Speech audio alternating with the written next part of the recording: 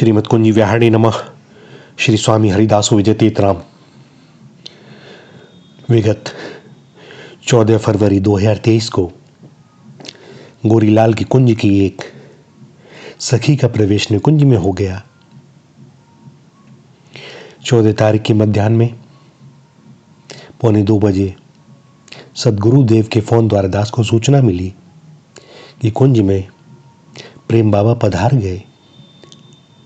सदगुरुदेव इस समय अपने परिकरों के साथ एक संत समागम और हनुमत कथा के कार्यक्रम में बागेश्वर धाम में हैं। उनकी बड़ी कृपा रही कि उन्होंने ऐसे व्यस्त समय में भी इस दास को सूचित किया। प्रेम बाबा को दास का नंबर रटा हुआ था और उनके छोटे से साधारण फोन में सेव भी नहीं था। जब कभी दास का स्मरण होता वे कुंज में किसी से कहकर फोन लगवा लेते थे। प्रेम बाबा प्रेम का साक्षात श्री विग्रह। कुंज में वर्तमान में कुछ ही परिकर हैं, अन्य सभी सदगुरुदेव के साथ मध्य प्रदेश में। सो जब सदगुरुदेव के द्वारा दी गए फोन नंबर पर कुंज में संपर्क किया तो वे बोले कि सब तैयारी है, घंटा भर में घाट पर पहुंचेंगे। अपने राम को भी गोवर्धन से वृंदावन जाने में इतना ही समय लगना था। तुरंत चले और प्रेमावेश में भरे वृंदावन में परिक्रमा मार्ग में इस्कॉन मंदिर के पास से प्रवेश कर गए। चलते चले गए और जब केशी घाट आया तो स्मरण हुआ कि अब तो आगे रास्ता बंद है, निधिवन की ओर से आना था। रास्ता भी अधिक तय किया और लक्ष्य पास होकर भी दूर, और फिर एक गली में घुसे और पाए अपने राम को श्री निधिवन राज के सामने। स्वामी जी का संकेत समझकर निधिवन राज में अंदर गए, स्वामी जी के दर्शन किए।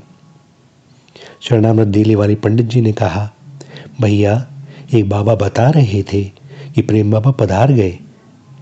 दास ने सहमति सूचक मस्तक हिलाया।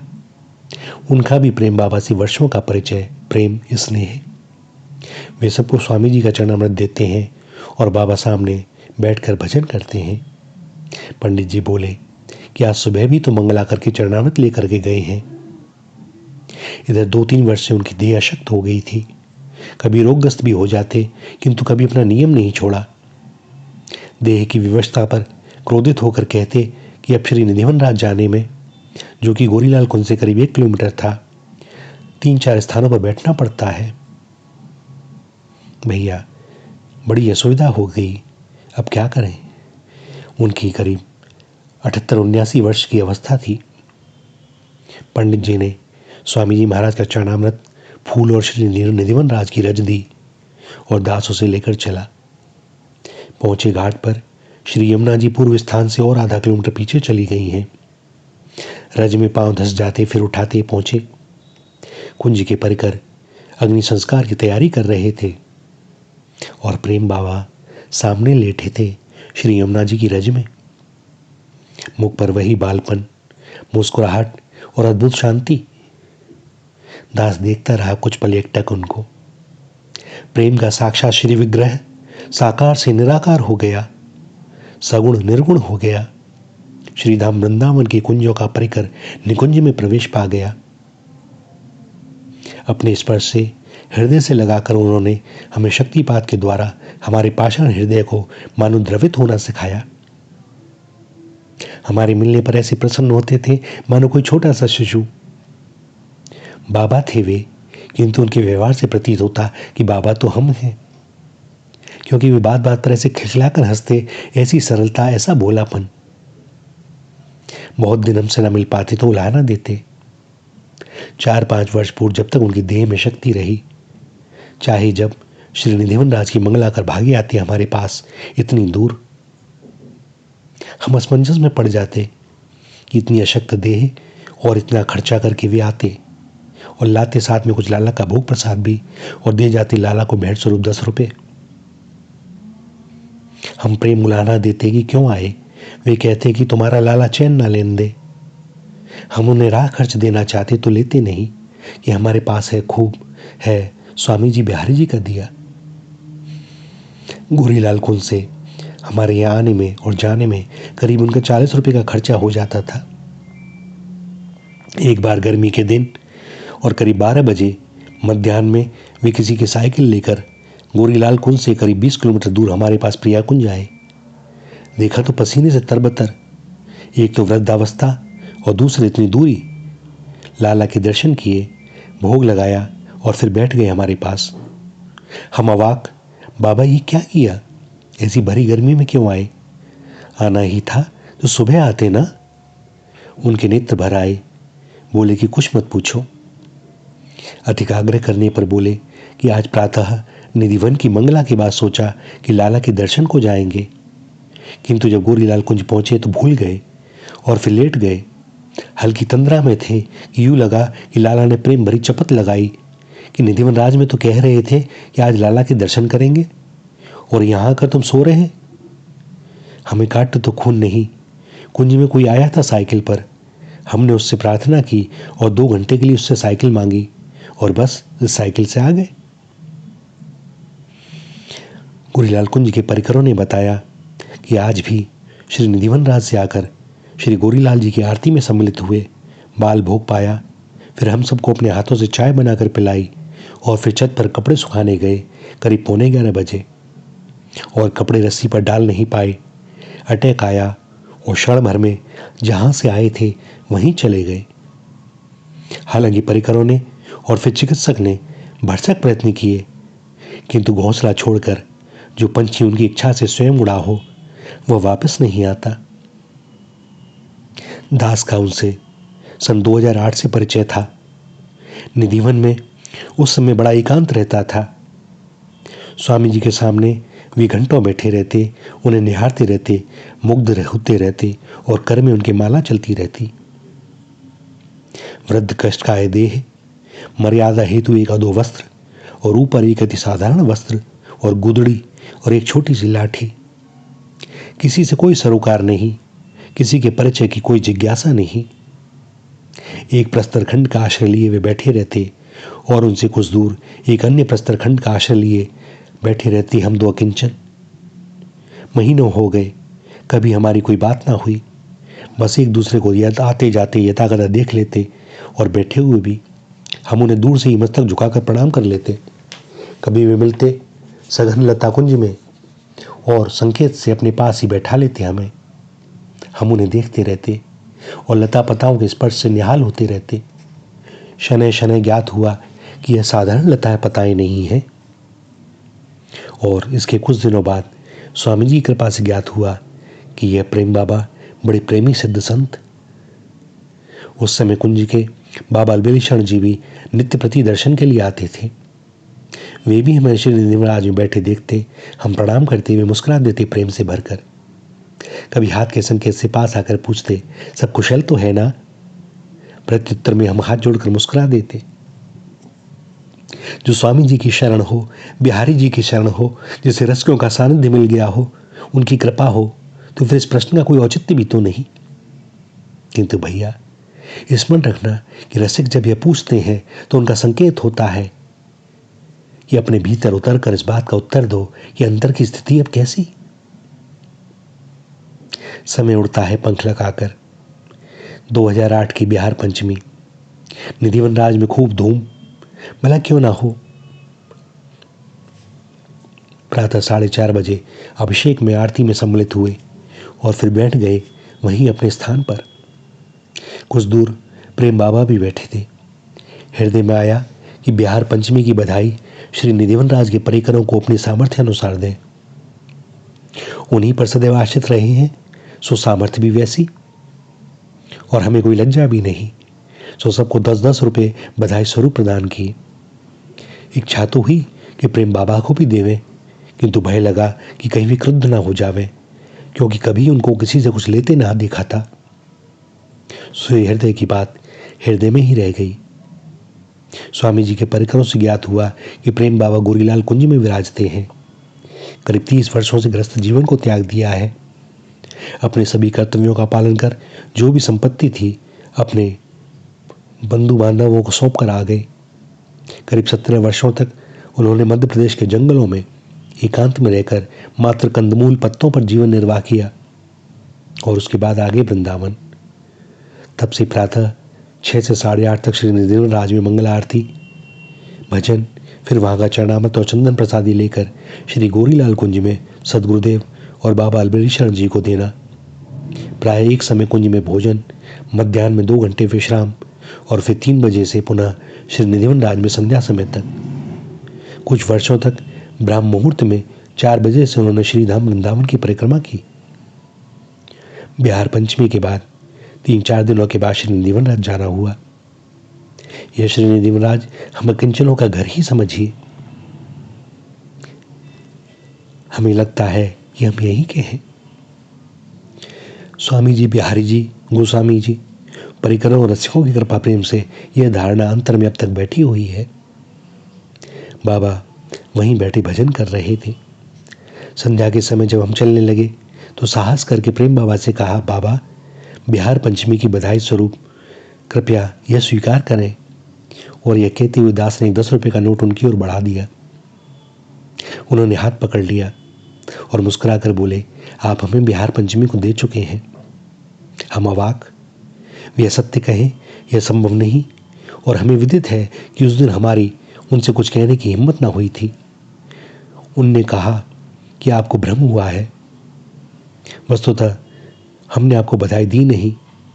हाँ, इच्छा अवश्य थी किंतु साहस ना हुआ और वह इस बात पर अड़े रहे कि आपने दी है और वह नोट हमारे पास स्वामी जी और सदगुरुदेव की छवि के पास रखा है। बोले कि यदि आपको विश्वास नहीं होता तो चलो हम दिखावें अपनी कुटिया में। इधर हमारी स्थिति बड़ी विचित्र। स्वामी जी, बिहारी जी, कैसी लीला है तुम्हारी। और वे हाथ पकड़कर गौरीलाल कुंज में प्रथम बार ले गए अपनी कुटिया में। स्वामी जी और सदगुरुदेव की छवि के सामने रखा था एक 10 रुपए का नोट। हमारी स्थिति बड़ी विचित्र, न कुछ कहते बनता है और न रहा ही जाता है। और तभी बजी दास के मोबाइल की घंटी। टेर कदम नंदगांव से वहां के एक सिद्ध संत का फोन। परम विरक्त गौड़ी वैष्णव, किंतु दास पर उनका विशेष स्नेह है। पूछा कि कहाँ हो। हमने उत्तर दिया। तब तक फोन पर उस ओर से कुछ आवाजें आने लगी और हम कुछ देर मौन रहे। और जब फिर उन्होंने बात की तो हमने पूछा कि भैया क्या बात है, आप किसे डांट रहे थे। वे बोले कि अरे लाला, कुछ न पूछो, यहाँ 2 छोटे बच्चा आए हुए हैं। एक थोड़ा बड़ा है 7-8 वर्ष का और एक छोटा 5 वर्ष के आसपास। छोटा बड़ा सांवला है और बड़ा छटपटी है। छटपटी अर्थात नटखट। अभी कुछ समय पहले आरती में किसी श्रद्धालु ने 10 रुपए चढ़ाए थे और वह आरती के थाल में से छोटे बालक ने उठा लिए और अब मना कर रहा है कि मैंने नहीं लिए। भैया, बात पैसे की नहीं है, मर्यादा की है। इन बालकों को तो हमें ही बताना होगा ना कि क्या उचित है और क्या अनुचित। हृदय भराया, कंठवरुद्ध हो गया। आंखों में अश्रु भरे उनसे यही कहा कि भैया वह बालक ठीक कहता है, उसने रुपए नहीं लिए। वो 10 रुपए का नोट अभी मेरे सामने है। वो जन्म की इच्छा के लिए उन्होंने चोरी की और अपने प्रेम को प्रकट करने के लिए इतनी सब लीला रची। फोन स्पीकर पर था, सो सब सुना प्रेम बाबा ने भी, और उस दिन से हम लाडले हो गए उनके। हालांकि आज प्रथम बार दास इस घटना का उल्लेख कर रहा है। न इस घटना के बारे में प्रेम बाबा ने किसी से कभी कुछ कहा और न हमने। निधिवन में या कुंज में जब कभी हम दोनों को देखते तो उनका हृदय कमल खिल उठता और उन्हें देखकर हमारा भी। वे हृदय से लगा लेते, हमारे हाथों को अपने हाथ में ले लेते। कुटिया में जाने पर जो कुछ उनके पास होता पवाते, कभी चाय पिलाते और चाय के पात्र भी उन्होंने कभी हम लोगों को धोने नहीं दिए। और उन्हीं के द्वारा परिचय हुआ पूज्य सदगुरुदेव से। सदगुरुदेव, बाबा अलबेली शरण जी और प्रेम बाबा और समस्त कुंज का परिकर अनायास ही हम पर प्रेम वर्षण करने लगा। प्रेम बाबा ने प्रथम बार मिलवाया था कुंज में सदगुरुदेव से एक परम रसिक संत के रूप में। श्री अलबेली शरण बाबा से तो पूर्व परिचय था ही। परिचय क्या, हम मध्यम जनों पर उनका अति स्नेह, और क्या। 2008-2009 से जब भी कुंज में संतों को प्रसाद पवाया जाता, महाराज जी के कहने पर प्रेम बाबा हमें सूचित करते। अपने राम को एकांत प्रिय और बाहर भोजन प्रसादी से भी दूर रहने का स्वभाव, सो कभी कभार ही गए जब स्वामी जी की परंपरा के आचार्य का कोई उत्सव होता और संतों के साथ ही महाराज जी इस दास को भी प्रसाद पवाते। संत प्रसादी के बाद महाराज जी सबको दक्षिणा देते, अपने राम को भी।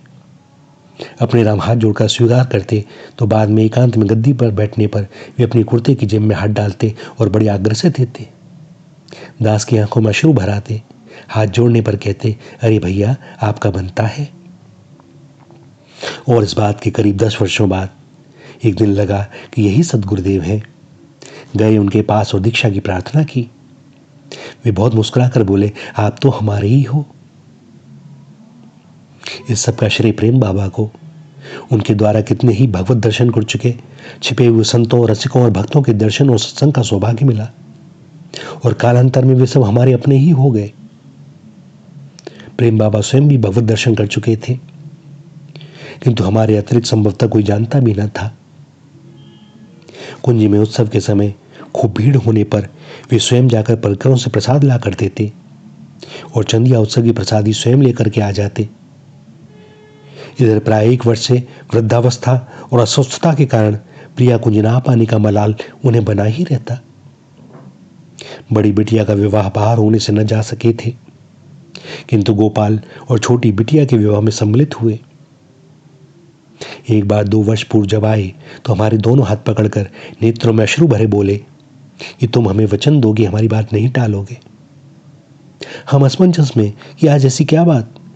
हमने कहा आप कहो तो। बोले नहीं, पहले वचन दो। थक हार कर कहा कि ठीक है। वे अति प्रसन्न हुए और झोली में से एक लिफाफा निकालकर हमारे हाथों में देते हुए बोले कि हमारा कोई ठीक नहीं, हम रहे ना रहे, किंतु यह हमारी ओर से छोटी बिटिया के विवाह का शगुन। दास का हृदय धक्का सा रह गया, आंखों से अश्रु टपकने लगे। शब्दों में कोई सामर्थ्य न थी। उस लिफाफे में 20, 50, 100 और 500 के नोट। अपने व्यवहार में वे धन लेते ना थे और ना ही अपने ऊपर खर्च करते थे, न कहीं बाहर भंडारे वगैरह में जाते थे, भले ही कोई कितनी भी अच्छी दक्षिणा क्यों ना दे, किसी से कुछ लेते नहीं। हाँ, कुछ उनके शिष्य अवश्य हैं, तो क्या ये अब तक जो भी संग्रह हुआ सब उठा लाए। उनसे बहुत अनुनय विनय की, किंतु वे न माने, रोने लगे हमारे सामने। क्या करते, रखना पड़ा।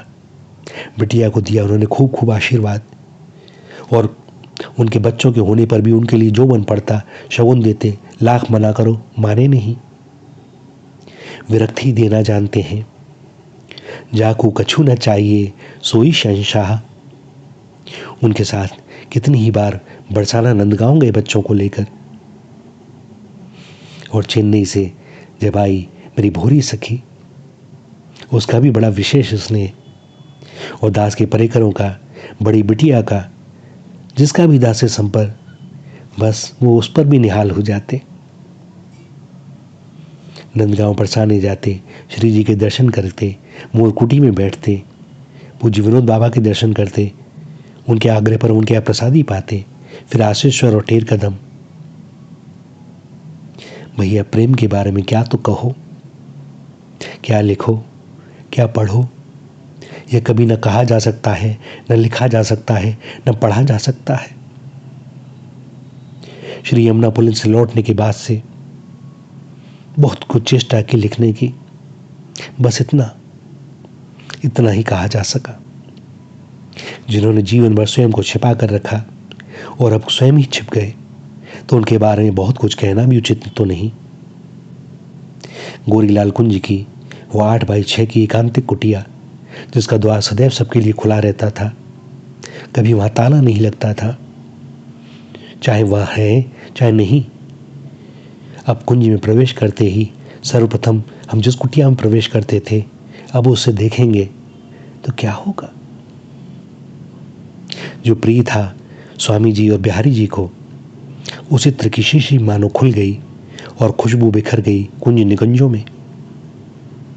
वे श्री स्वामी जी महाराज और श्री सद्गुरुदेव की कृपा से श्री बिहारी बिहारिंजू की सेवा में पहुंच गए। मानो वहां भी वे हमारी पूर्व से ही सिफारिश करने पहुंचे हों, ताकि जब हम पहुंचें तो कह सकें कि स्वामिनी जी अपना लो इन्हें, नहीं भी ये अब कहाँ जाएंगे। श्री कुंज बिहारी श्री हरिदास, श्री राधा श्री राधा श्री राधा।